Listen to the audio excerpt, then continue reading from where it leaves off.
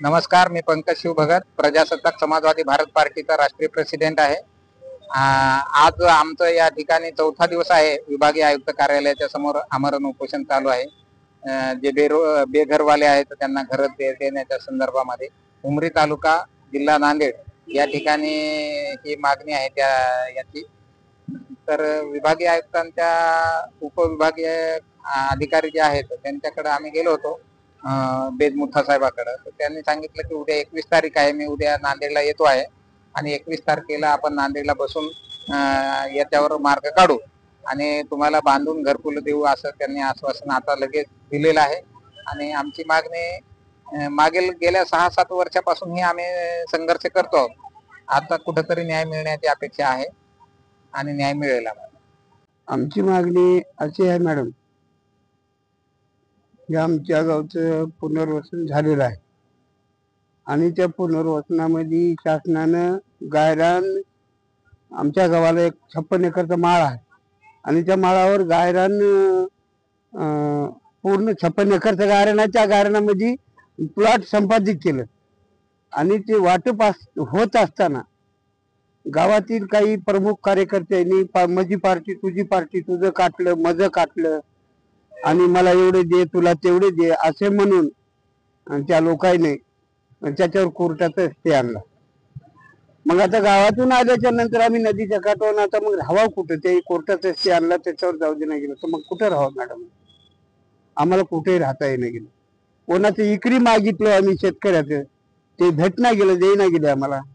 मग शेवटी आम्ही काय केलो, असं पडीत गायरान होतं, त्याच्यामध्ये काही बरोबर नव्हतं, लवण्या फिरण्या होत्या, कसंही असू द्या म्हणून तशा ठिकाणी आम्ही आमचे मुलं बाळ लेकरा बाळाला घेऊन आम्ही त्या ठिकाणी उदरनिर्वाह केलो।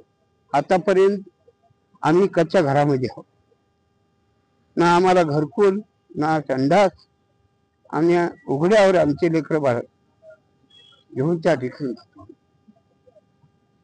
आणि शासनाचा गेल्या 15 वर्षामध्ये झालं पाठपुरावा करतो। त्या जागेचे 5 पंचनामे झाले, तहसीलदाराचे 3 आणि गिरगाव तलाट्याचे 2। अशा प्रकारे पंचनामे होऊन बी याची दखल घेण्यास तयार नाही।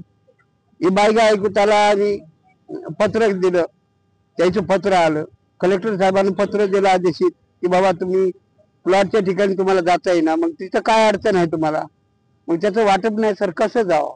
दुसरी गोष्ट अजून त्या ठिकाणी आम्हाला गेलो तर बुधवारासाठी किंवा मंदिरासाठी जागा नाही आणि 5 प्लॉट आमच्या गावाच्या बाहेर गेले, म्हणून आम्ही त्या ठिकाणी जाऊ शकत नाही आणि शासनानं आम्हाला आमचं वाटप केलंच नाही आणि 44 तसेच रिक्त राहिलो वाटप करायची, म्हणून आम्हाला नाविलाज झाला।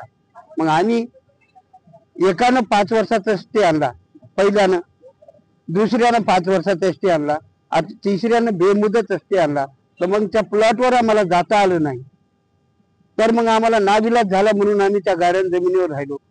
त्याला 40 वर्ष झाले, 1983 पासूनची गोष्ट आहे आतापर्यंत। 40 वर्षापासून त्या ठिकाणी आम्ही उघड्यावर राहतो। आता इथे गावाला सगळ्यांना प्लॉट इकरी घेतले आणि मस्त पैकी घर बांधले, आज पंख्याची हवा खाली।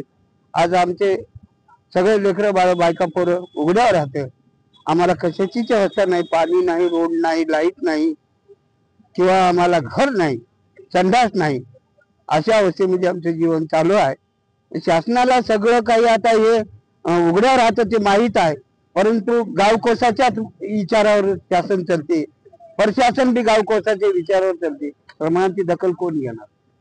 आम्हाला त्या ठिकाणी नमुना नंबर 8 ला लावावं, त्याच ठिकाणी स्थगित करावं आणि दुसरी गोष्ट त्या आम्हाला स्मशानभूमीसाठी जागा द्यावं आणि त्याच ठिकाणी आम्हाला घरकुल द्यावं आणि ते नमुना नंबर 8 ला लावून आम्हाला स्थानिक त्या ठिकाणी करावं, आमची सगळी पाण्याची रस्त्याची सगळी सोय करावं, एवढीच आमची मागणी आहे।